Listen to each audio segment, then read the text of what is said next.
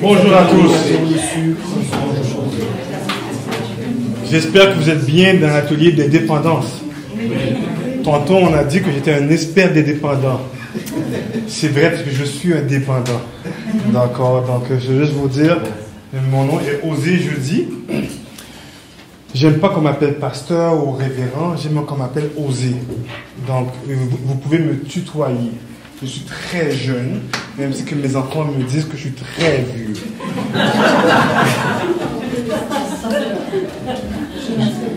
Juste pour commencer, je suis d'une famille chrétienne. Mon père était pasteur pendant plusieurs années que j'ai oublié.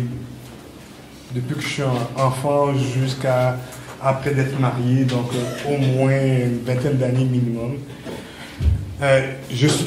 Pour faire très rapide, parce que j'ai pas beaucoup de temps.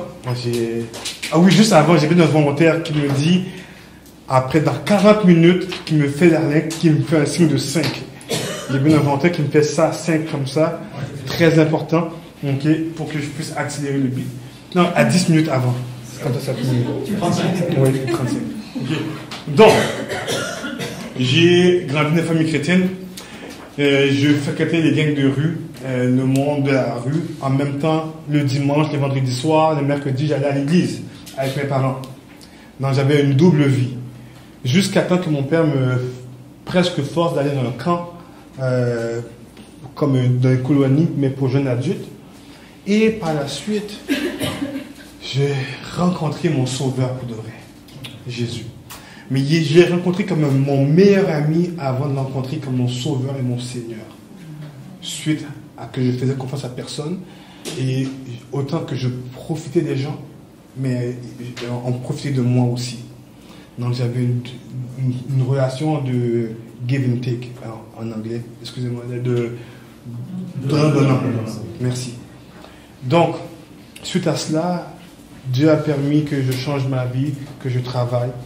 Et je suis allé avoir un diplôme, un bac qu'on appelle l'équivalent de bac plus 3 en intervention sociale pour travailler avec les jeunes de la rue. Là où moi j'avais fréquenté. Donc en travaillant dedans, j'étais bien, on m'a nommé superviseur. Et un jour, je vais vous raconter une petite histoire. Je rencontre un jeune homme derrière un café. Et le jeune homme a des dépendances, des problématiques. Donc, je l'aide. Donc, on trouve un logement. On rétablit sa confiance en soi. On l'aide avec ses parents, sa copine. Tout va bien. Super bien. Et dans la rue, on avait un slogan. Pas de nouvelles, bonnes nouvelles. C'est contrairement à l'église, là, mais dans le cadre de la rue. Jusqu'à temps, quelques mois plus tard, je le rencontre. Devinez où? Derrière le même café. J'ai dit, mais j'ai tout fait avec toi. J'ai tout appliqué. J'étais avec un intervenant que j'entraînais. Puis il m'a dit, ouais, peut-être qu'il me faut Jésus. Et de là, j'ai eu, pour la première fois de ma vie, j'étais bouche bée. Donc, ce que je vous parle aujourd'hui, c'est la dépendance. C'était un des 3 domaines que j'avais une expertise, que je travaillais le plus, les drogues et l'alcool en intervention. Il y a aussi la sexualité, les couples et les jeunes criminels. Aujourd'hui, on fait de la dépendance, mais on va vraiment survoler la dépendance. Juste avant, j'aime beaucoup les questions, donc je ne vais pas les poser trop parce que plus tard, vous avez une période de questions. Mais juste vous demander au départ, est-ce que le dépendance, c'est un terme biblique?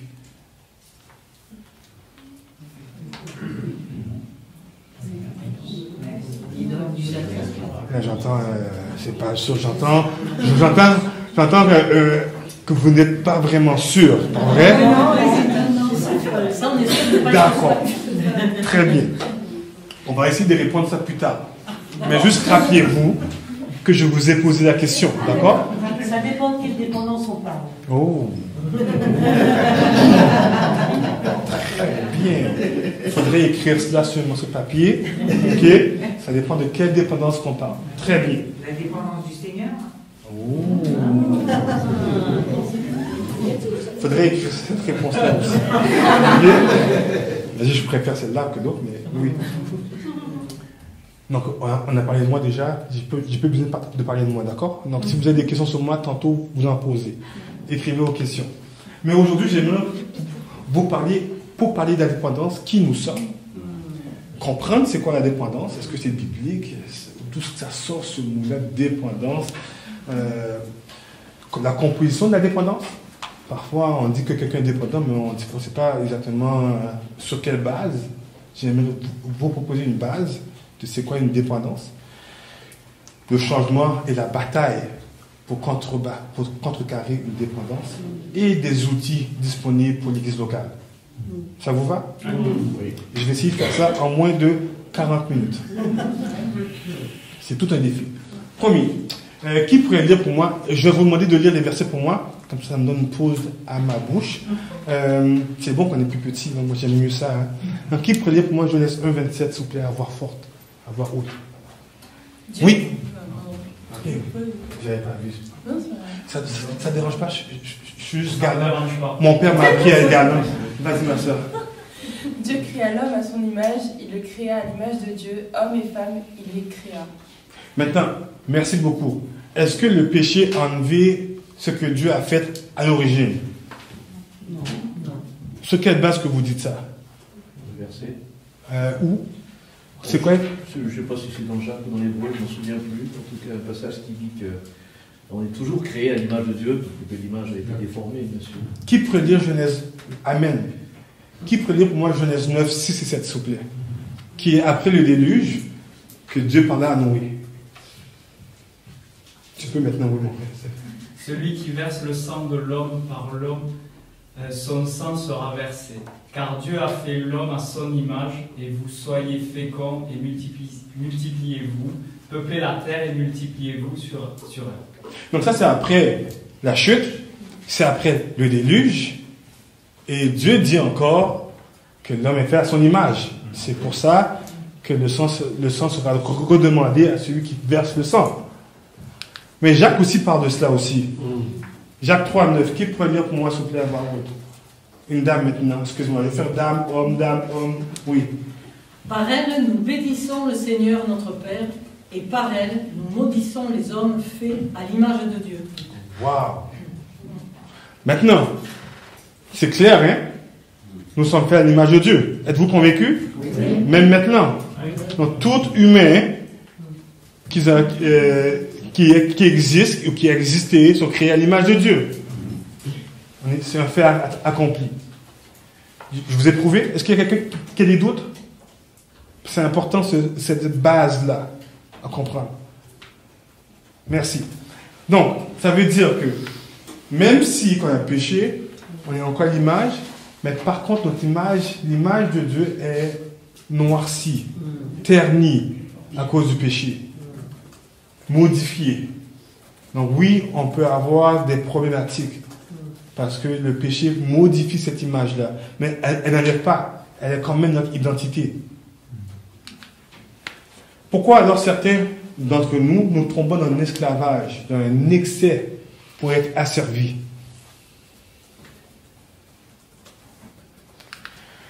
Nous voulons mieux comprendre pourquoi aujourd'hui envisager des pratiques de comment se détacher de cela, ou comme dit Paul, le moyen de s'échapper dans 1 Corinthiens 10.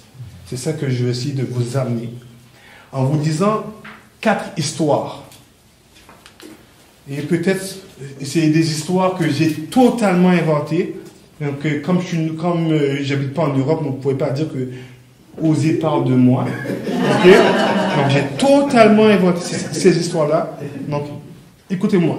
Jean, 41 ans, marié à une gentille épouse de 3 enfants, de 5 à 10 ans. Il travaille dans un entrepôt comme superviseur environ 55 heures semaine. Son épouse travaille à temps partiel à son compte comme graphiste. Tous les deux aiment leurs enfants et ils sont une bonne équipe de gestion pour leur famille. Ils sont assez assidus à leur église. Ils ont quelques défis financiers car ils aiment se gâter. Ils ont des grands désirs de vacances et veulent donner la meilleure éducation à leurs enfants. Jean, lorsqu'il revient à la maison, a une habitude d'aller se laver et par la suite de s'asseoir au salon et regarder ses enfants jouer devant lui. Quelquefois, il joue avec eux, mais pas tout le temps. Mais Jean a une tendance régulière de manger avant le souper des chips et de la liqueur, précisément du coca. S'il n'a pas de chips ou s'il n'y a pas son coca, son épouse et parfois les enfants reçoivent des commentaires démesurés et inappropriés. C'est plus intense lorsqu'il ne peut pas aller en acheter au dépanneur, au supermarché. Mais par contre, Jean s'occupe de la vaisselle et de mettre les enfants au lit après le souper, pendant que son épouse fait un peu de ménage. Je vise personne. Il y a Jeanne aussi. Jeanne de 24 ans, célibataire, divorcée depuis 4 ans. Son ex-mari l'avait trompée avec son amie d'enfance qui était très sportive. Elle travaille comme gestionnaire dans l'import-export. Un travail stressant. Mais qu'elle aime beaucoup. Elle fréquente l'église de son quartier plus fréquemment depuis son divorce. Son réseau d'amis est limité à sa famille immédiate. Pour passer du temps libre, elle a commencé un deuxième travail de soir en traduction. Elle est trilingue. Elle y prend goût et prend plus de contrats. Quelques mois plus tard, elle devient faible et a la difficulté de maintenir son rythme. Son voisin, qui a le même train de vie qu'elle, lui propose des capsules de stimulants. Ce que certains appellent le speed, ou bien il y a différents noms. Elle en prend quelques fois, puis voyant l'effet, sa performance, elle en consomme chaque semaine. Et elle ne se voit pas changer de façon de vivre. Elle ne peut plus s'en passer. Il y a aussi Lucie, 19 ans, en fréquentation avec un jeune homme qu'elle considère vraiment comme son futur mari potentiel. Il répond à tous ses critères bibliques, mais elle est consciente de sa beauté. Elle se fait dire régulièrement, tellement qu'elle est belle, et plusieurs gars ont essayé de la fréquenter depuis plus de 5 ans. Elle a parfois des doutes si le jeune homme l'aime pour elle ou pour sa beauté. Elle a eu de la difficulté à gérer ses craintes depuis son enfance. Ces craintes deviennent de plus en plus intenses lorsqu'elle a aperçu le jeune homme parler à son père et prend un rendez-vous avec son père. Vous comprenez un peu? Lors d'un souper avec des amis, elle a pris 3 verres de vin qui lui a fait un sentiment de bien-être et de calme. Elle a pris l'habitude de boire 2 ou 3 verres de vin pour relaxer après souper. 2 ans plus tard, vers 21 ans, elle se marie avec le jeune homme. Lors d'un conflit important, elle s'est attachée, elle s'est acheté une bouteille de vin qu'elle aime et qu'elle a bu au complet, tout seul. Cela arrive à chaque conflit, sans compter 2 ou 3 verres par souper, par dîner de soir. Il y a aussi le jeune homme, le jeune adolescent, Luc. Vous comprenez? Jean, Jeanne, Lucie, Luc, personne n'est visé.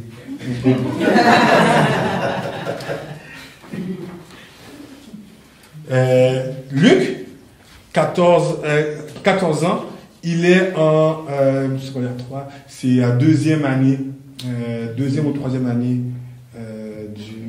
du collège. Ouf, la traduction. Est un étudiant énergique. Il s'implique dans toutes les activités possibles à son lycée, à son collège. Il aime être autour des personnes, il a hâte de revoir ses amis. En rentrant à la maison, il est sur les réseaux sociaux pour au moins 1 à 2 heures, jusqu'à temps que ses parents l'appellent pour dîner, excusez-moi. Malgré qu'il a peu faim, après avoir mangé, il aime jouer à un jeu à sa console, la PS4. un réseau avec ses amis. Mais ses parents empêchent. Cela cause des crises, des habitudes de bougon, il y a la mine.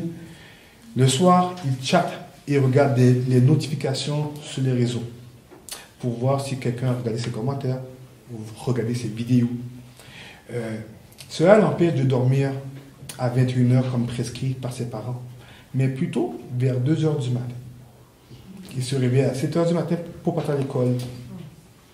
Détail important, ses parents ont un contrôle de Wi-Fi, mais celui-ci s'est arrangé pour avoir le Wi-Fi de son voisin. Est-ce que vous direz que Jean, Jeanne, Lucie et Luc ont des problèmes de dépendance? Oui. Qui a des doutes ici? J'aurais pu donner d'autres histoires, mais le temps en manquerait. Donc la dépendance, c'est une chose qui est importante. Elle est réelle et on en a tous. Elle atteint notre corps et notre esprit. Maintenant, est-ce qu'il y a seulement une mauvaise ou une bonne dépendance? Qui n'est pas dépendant de rien? Ok, une autre question plus facile. Est-ce qu'il y a des gens ici qui sont dépendants de l'oxygène? Est-ce que quelqu'un est capable de passer 40 jours sans boire d'eau, sans manger? J'ai bien dit 40 parce qu'on peut faire 2 semaines et pareil. Donc nous sommes dépendants des choses, pas vrai? Sinon on ne peut pas fonctionner. Tout le monde est d'accord? Donc je suis un dépendant, donc c'est vrai que je suis un expert de dépendance, mais je pense que nous sommes tous des experts de dépendance. Parce que chaque jour nous avons besoin d'oxygène. On ne peut pas rester 3 minutes, mais on ne peut pas rester 1 heure sans avoir d'oxygène.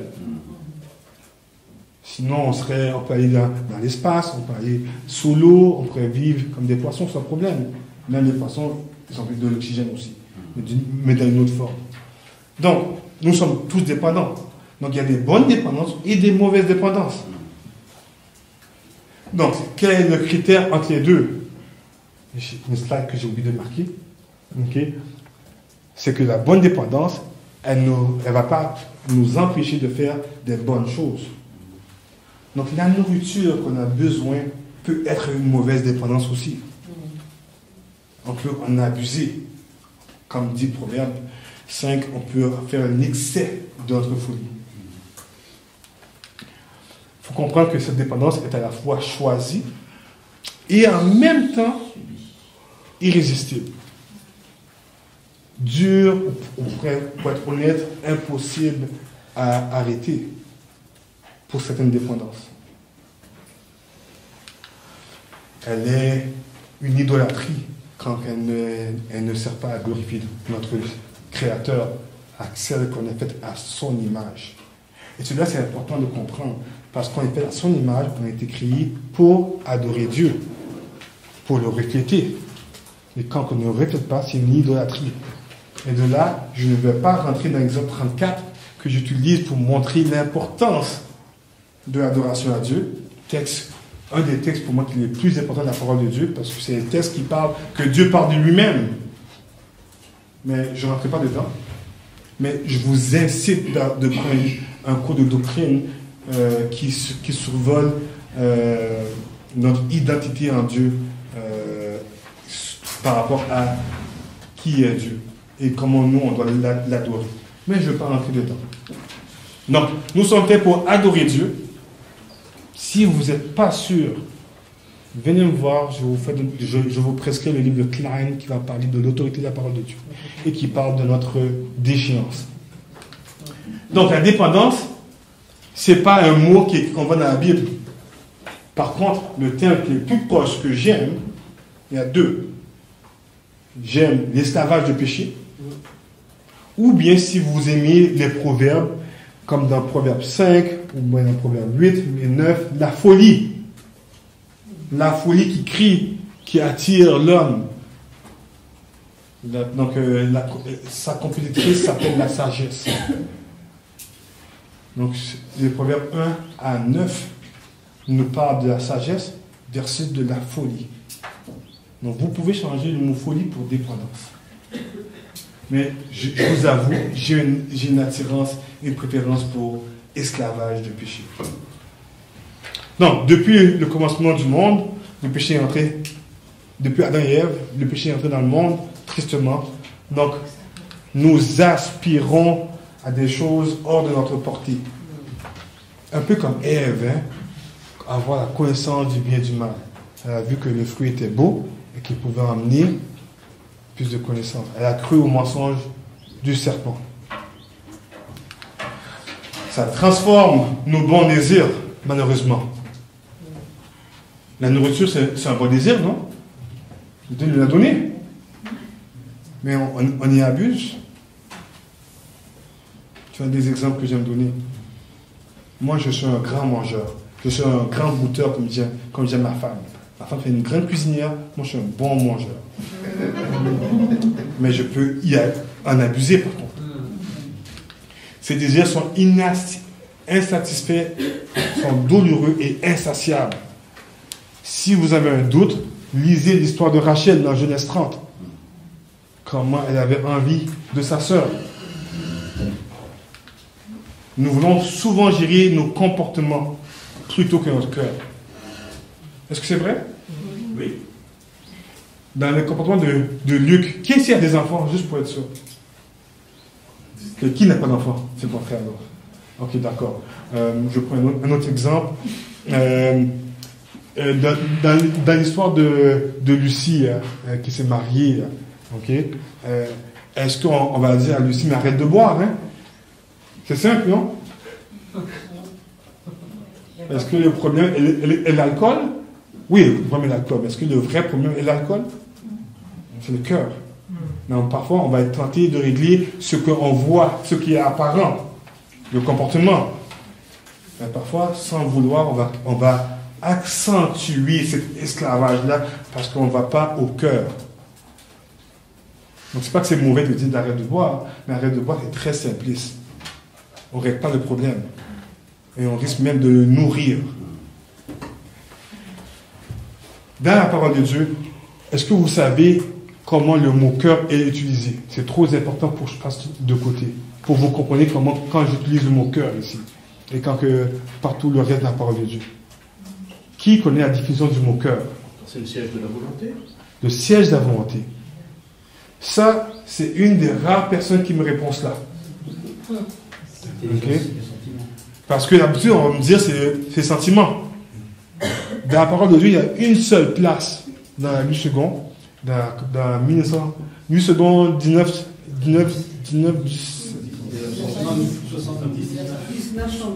10 et 1979, il y a une seule place où ce que le mot cœur veut dire entraille, veut dire sentiment. Toutes les autres places, ça veut dire sans de la volonté. Donc, quand on lit dans notre cœur, il ne faut pas penser que c'est dans nos feelings. C'est pour ça que Dieu, dans sa parole, veut dire. Ça veut dire que c'est ici. C'est nos décisions, nos pensées, nos réflexions. Donc, c'est très important de comprendre comment Dieu utilise ces mots et non qu'on met le mot de la société et qu'on tourne et qu'on change qu'est-ce que Dieu veut dire. Tout le monde me suit? Donc, quand je dis transformation du cœur, ça veut dire d'ici. Et pas nécessairement qu'est-ce qu'on ressent. Tout le monde comprend? Vous suivez? Donc, en même temps, ça vous incite à relire les passages que d'aimer votre Dieu de tout votre cœur. Je vous donne une petite piste, un petit devoir d'aller faire. La dépendance comprend une continuité. Ça veut dire, il va y avoir des chutes. Sans vous demander, est-ce que quand vous avez combattu un péché, vous n'êtes pas retombé?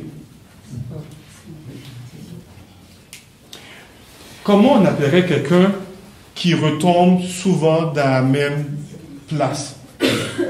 Comment on appellerait? Récidiviste. Un récidiviste? Vous êtes gentil, vous.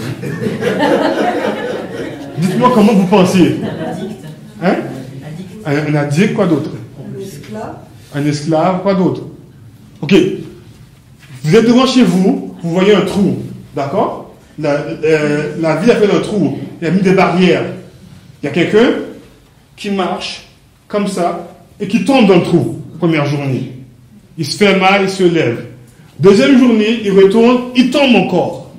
Troisième journée, encore. Comment vous appelez ça, vous?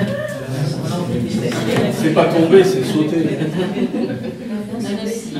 Un imbécile? Moi, j'appelle ça un imbécile heureux. Ou bien... Maintenant, qui pourrait lire pour moi Proverbe 24, 16? Juste rapidement, Proverbe 24, 16. Donc là, je retourne après ça.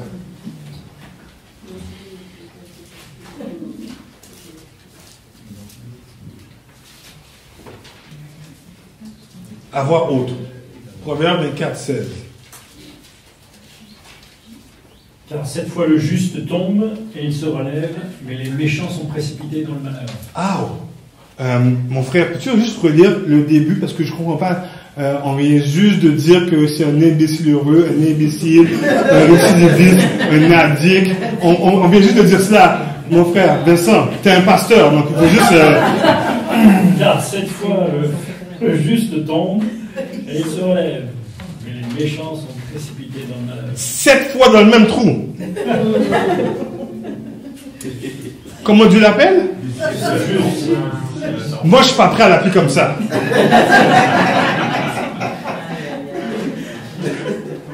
Donc, c'est très important. J'aurais pu vous prendre Nombre 23 aussi. Qu'est-ce que Dieu dit par la bouche de Balak, le faux prophète, sur Israël qui vient juste d'être incrédule et de ne pas obéir à l'Éternel. Et toutes les rébellions avant dans Exode, que Dieu en nomme 10 et qui nous dit plus d'une douzaine de fois par la suite, comment que Dieu parle d'Israël disant « Je ne trouve pas d'iniquité en lui ». J'aurais pu vous prendre plusieurs exemples de la parole de Dieu. Ouais, il y a des chutes. Et nous, on l'appellerait un insensé, un imbécile. Moi, le premier, pas ça. Mais on tombe tous. Donc, c'est juste pour vous montrer que faut pas avoir un jugement préconçu vers quelqu'un qui tombe toujours dans le même problème. Au même titre que Dieu l'a pour nous. Parce que Dieu l'appelle juste. Moi, jamais, j'aurais pas appelé juste. Pour être honnête. Est-ce que vous êtes tous convaincus? Donc, la dépendance, elle se manifeste par différentes pensées et paroles. J'aimerais vous en dire quelques-unes. C'est plus fort que moi. Je ne peux plus m'en passer.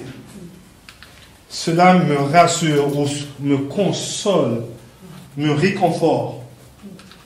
Je tombe toujours à la même place. Je n'arrive pas à penser à autre chose. Et là, ça c'est des pensées.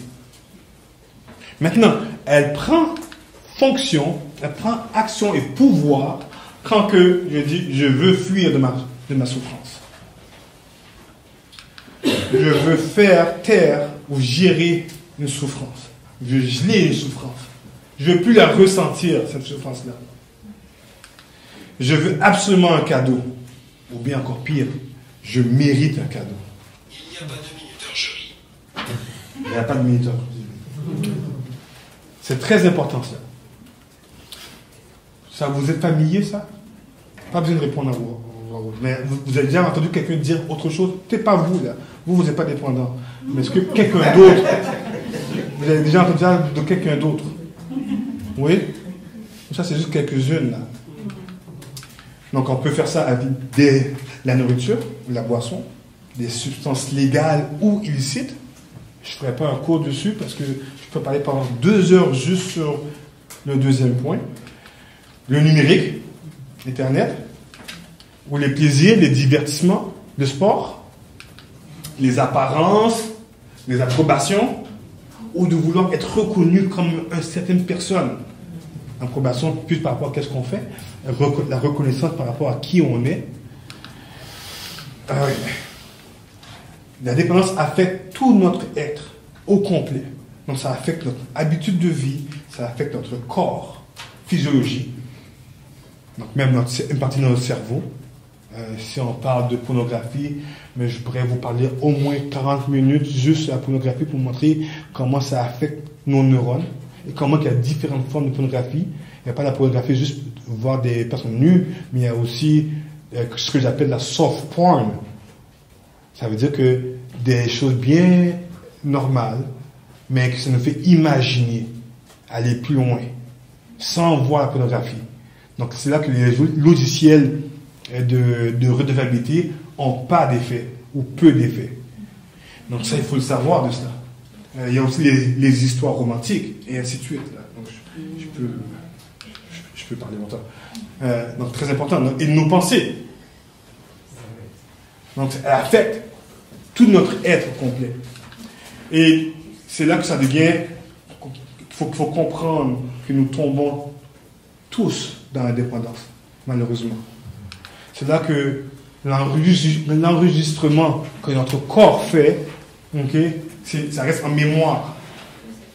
Un peu comme l'informatique. Qui connaît un peu la programmation informatique ici? Un peu? Pas tout le monde? Okay.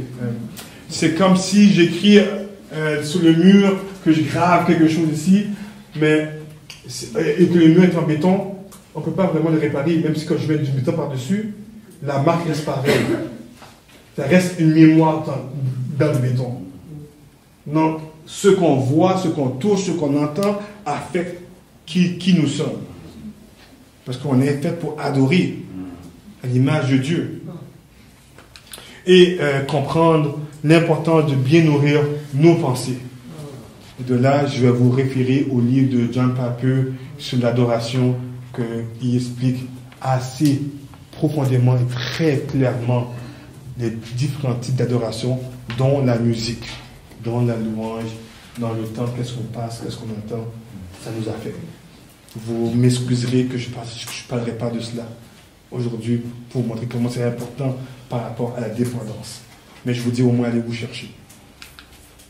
Donc la déchéance vers la dépendance, selon, et ça, je prends ça dans le livre Addiction, A Banquet in the Grave de Earl Welch, un excellent livre. Je ne sais pas s'il a été traduit en français par contre. J'ai lu en anglais. Je ne sais pas s'il a été traduit en anglais, en français. Mais c'est un excellent livre pour les conseillers, pour ceux qui veulent aider ceux qui sont dans une addiction. Mais ça comprend que nous sommes en premier aussi dépendants. Elle comprend qu'on n'est pas meilleur que les autres. C'est le premier chapitre. Il y a le péché. Ça commence par un péché. Vous me pardonnerez que je ne ferai pas de définition de péché. Matthieu en a parlé un tout petit peu. Les 3 thèmes de péché dans Exode 34. C'est quoi? Donc, je ne vais pas entrer dedans. Mais ça serait important de comprendre c'est quoi le péché. Tout ce qui n'est pas à la gloire de Dieu. Donc, on paye beaucoup plus qu'on pense. Beaucoup plus. C'est pour ça que David dit, pardonne-moi pour les péchés que j'ignore, dans le psaume 19. La servitude, on vient habituer. On vient à faire. Il me reste combien de temps? C'est 5 minutes. 5 minutes? Servitude, la tragédie, on devient la folie, après ça on devient à aimer cela, après ça on devient un engouement, on rentre dans un circuit, on vient même à se trahir contre notre propre valeur et on devient à adorer une chose malsaine. Maintenant, pour sortir de là, donc il faut engager une bataille contre les affections tordues, excusez-moi, se rappeler de son identité en Christ, qu'on est une image créée à l'image de Dieu, entouré de personnes centrées sur Christ, être impliqué et redevable dans l'église locale. Donc l'église est importante. Je ne parlerai pas plus que ça. Parler honnêtement, découvrir les mensonges subtils et cachés. Engager à avoir des pensées, si vous pouvez souligner cela, okay, avoir des pensées de Dieu et rechercher la sagesse de mes choix et de vie. Engager une bataille au niveau de l'imagination. Excuse-moi. Okay, de l'imagination, très important. C'est une des choses qu'on fait le moins, qu'on néglige dans l'église locale, dans les thérapies. Je vous dis que j'ai fait des thérapies sur sa dépendance, sur les drogues et l'alcool, mais j'ai fait plusieurs quand j'étais hospitalier. On oublie de travailler sur ça. Les pensées ont plus de pouvoir que même l'action en tant que telle. Et c'est là qu'on va apprendre à voir, on va développer la crainte du Seigneur, même un plaisir de craindre le Seigneur. Et de ça, il faut faire une violence. Parce que c'est contre nature. C'est spirituel. Ce n'est pas naturel. C'est spirituel. Donc, pour ça, il faut comprendre le cycle de la dépendance. Donc, l'abstinence. Je vais continuer. Excusez-moi, je vais un peu accélérer. Donc, je ne suis même pas à moitié de ce que je veux faire. Donc, il y a l'amorce. Donc, que veut tomber, les pensées intrusives, les décisions qui sont anodines. Alors, c'est pas grave. Dieu n'est pas contre. Vous avez déjà entendu ça déjà? C'est pas mauvais en tant que tel. Ça, là, on chute. Mais là, on peut chuter depuis l'amorce ou bien après des décisions anodines. L'histoire de David, le roi David, on sent plusieurs exemples dedans. Donc ça, après on va chuter, on fait une mauvaise interprétation, parce qu'on se culpabilise, malheureusement. Culpabilité. Et pour ça, on va se punir. Et de là, on retourne. Mais il y a des moyens de s'en sortir. Dans l'amorce, on peut s'en sortir. On peut s'en sortir dans les pensées intrusives, par la vérité.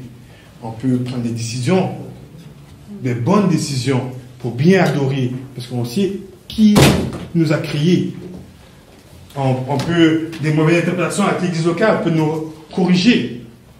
Et la culpabilité. Si on est en Christ, on est une nouvelle créature. Dieu a payé le prix. On est coupable, mais Dieu a payé le prix. Donc on ne mérite plus de châtiment. Parce que sinon Jésus est mort pour rien. Donc il faut comprendre que veut dire le mot culpabilité dans la Bible, parce qu'il est étudié dans la Bible. Et quand on voit bien, Jésus a payé le prix. Si Jésus a payé le prix, on va se dire la vérité. Ça ne dit pas qu'il n'y a pas de conséquences, mais Jésus a payé le prix. Tout le monde comprend? Donc, ça comprend. Ouf. D'accord. L'aveuglement, il y a 3 choses que vous devez savoir. Ok? Résumé. On est aveuglé par la vérité, on a des mauvaises habitudes de vie et on a des mauvaises adorations. Ce qui fait qu'on est esclave de notre péché. Donc ça, c'est la composition de la dépendance.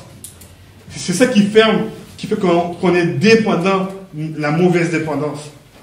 Maintenant, rapidement, la bonne dépendance, comment on peut être changé d'esclavage, c'est avoir des vérités bibliques, confrontées. Donc on a besoin d'églises locales, des enseignements, couramment, continuellement, bien adorer qui on est, parce qu'on est créé à l'image de Dieu, et avoir des habitudes saines. Donc changer nos habitudes, nos mauvaises habitudes, ce qui va devenir esclave de Jésus. Donc on reste toujours esclave. Tout le monde comprend? Si vous êtes offensé, mais c'est moi qui l'ai dit, ok? Et vous pouvez le lire dans Romains, dans Philippiens, dans Colossiens, ok? Comment il le répète. Esclave de Jésus. D'accord? Non. De là, avant de commencer la bataille, je vais être un peu en retard, ok? Avant de commencer la bataille, il y a 3 choses que j'aimerais. C'est une lutte commune. On lutte tous contre le péché, on lutte tous contre la dépendance. Personne n'est à l'abri de cela. Jésus est la solution. C'est le chemin, la vérité, la vie. Je voulais faire une personne le lire, mais je n'ai pas le temps. Donc on lui appartient, qu'on est à lui, qu'on donne sa vie à lui. On lui appartient par pure grâce. Donc c'est très important. Redevabilité avec humilité. On manque cela. Des fois on a peur parce que ça va coûter. Ça va coûter un poste, ça va coûter une réputation. Ça fait partie de cela. Lisez la vie de l'apôtre Pierre. Il a connu l'orgueil. Et puis on voit l'humilité dans ses lettres. Donc je vous encourage cela. Donc, il y a 5 étapes que je veux qu'on se rappelle pour accompagner quelqu'un dans le combat contre la bataille. C'est pas une bataille ardue. Ça prend du temps. 5 étapes. La pré-contemplation. Ok, donc, oh wow, je peux. La contemplation, c'est autre chose. La détermination et l'action. Mais le dernier qui est plus important, l'entretien, la rechute et la relève. Rapidement, la contemplation, il n'est pas prêt. Il regarde de loin. Ok? Donc, il faut un appel à la repentance. il ne faut pas forcer, parce que si on force quelqu'un à venir à créer son fonctionnement, à changer, qu'est-ce qui va arriver? Il va retourner encore plus profondément et vous n'avez pas perdu. Dieu est souverain, mais c'est encore plus difficile. La contemplation, pas sûr. C'est beau, on dirait une belle histoire, mais il faut encourager, accompagner, donner des ressources. Ça ne dit pas qu'il va le faire, mais montrer que c'est disponible. Détermination, il est prêt à agir. Mais là, ça c'est un bon pour être là à côté.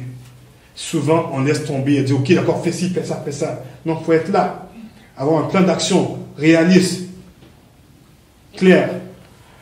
L'action, agir par la foi. Donc ça comprend des pas de foi.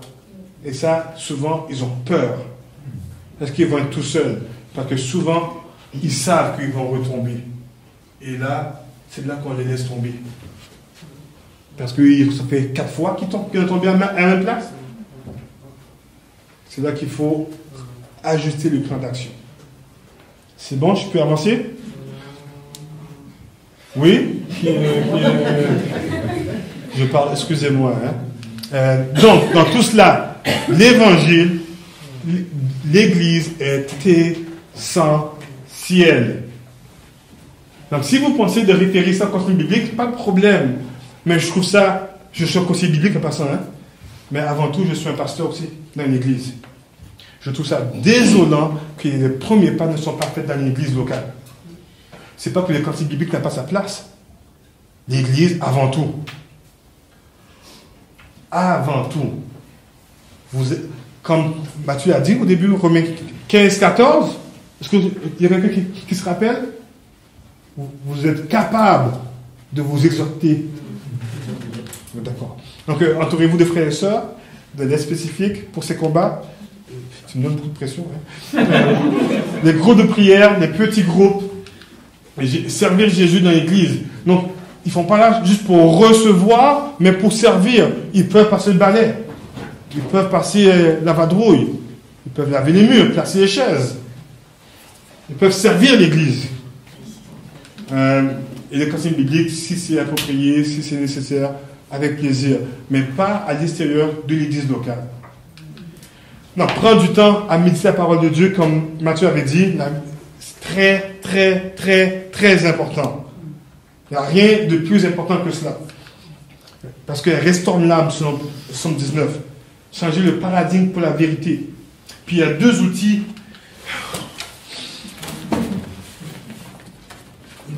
que j'aimerais vous recommander. Un Proverbe 1 à 9. Okay? Un Proverbe 9 à 9 que j'aime beaucoup personnellement, que je fais très souvent avec les jeunes garçons et les jeunes filles de mon église. C'est un outil qui est là. C'est une suite. C'est une confrontation entre la folie et la sagesse. Qui est emmenée comme deux dames ou deux chemins au chapitre 8 et 9. C'est la vie de chacun. Vous vivez ça dans vos vies. Il y en a qui vivent plus intensement. Mais il donne deux exemples, chapitre 5, chapitre 7, de la sexualité, qu'on peut changer pour n'importe quelle autre folie. Donc, je vous encourage à utiliser la parole de Dieu. Vous avez clairement écrit. Si vous suivez là, vous pouvez suivre ensemble avec les personnes. Donc, vous pouvez suivre chapitre 1 à 9. C'est merveilleux. Il y a aussi ok, j'ai juste résumé. Qu'est-ce que j'ai dit là? Okay. Il y a aussi bouquin à la croisée des chemins de Ernst Welsh. Donc c'est lui qui a écrit Addiction, A Banquet of the Grave. Ok. Donc lui c'est là, c'est le guide pour l'animateur. Il y a un guide pour l'étudiant.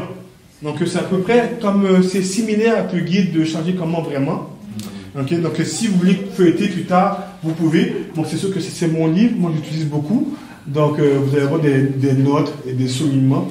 Si je ne le donne pas, je peux le prêter pour consultation seulement. D'accord? C'est le mien.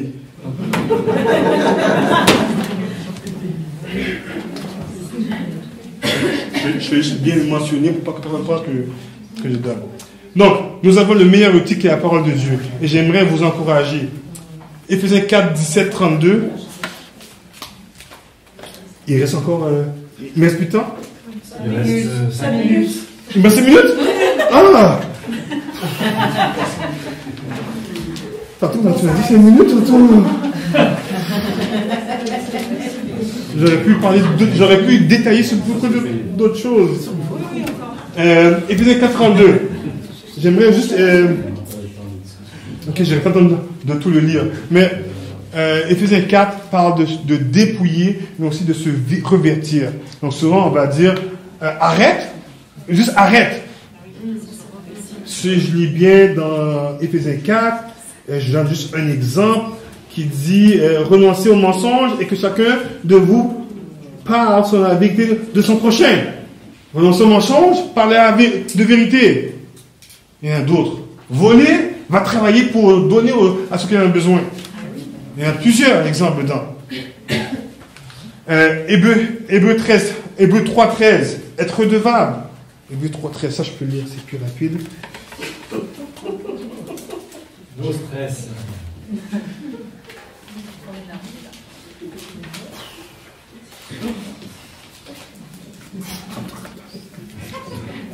C'est bien, on sait. Le stress. On en prend tout. Hein, Hébreux 3:13. Mais exhortez-vous les uns les autres chaque jour, aussi longtemps qu'on peut dire aujourd'hui. Mais le pourquoi? Afin qu'aucun de vous ne s'endurcisse par la séduction du péché. Donc, l'église locale est importante. Donc, ce que nous on appelle au Canada, à l'église de Rosemont, où ce que Dieu m'a mis, les loulas, les uns les autres. Il y a une vingtaine d'exhortations, mais ce n'est pas des exhortations, c'est des commandements, à l'impératif présent, en grec, donc ce qui veut dire qu'il y a continuellement un ordre, à partir de maintenant et dans le futur aussi. Les uns les autres. Que Jésus a commencé par aimez-vous les uns les autres. Mais Paul, Pierre, Jude, les évangiles parlent des uns des autres. Exhortez-vous, reprenez-vous, corrigez-vous, accueillez-vous. Vous avez ça en bas. Hein, accueillez-vous. Ça fait partie des vingtaines d'ordre de la parole de Dieu pour l'église locale. Adressez à l'église locale. Donc, à ce que je sache, ça vous adresse à vous aussi. C'est pas au pasteur, hein, c'est à l'église. Donc, c'est très important. L'église locale fait partie de la solution, est au cœur de la solution, et selon moi, est le premier pas de la solution. Je suis vendu pour ça. Donc, je vous encourage à cela. Est-ce qu'il y a des questions?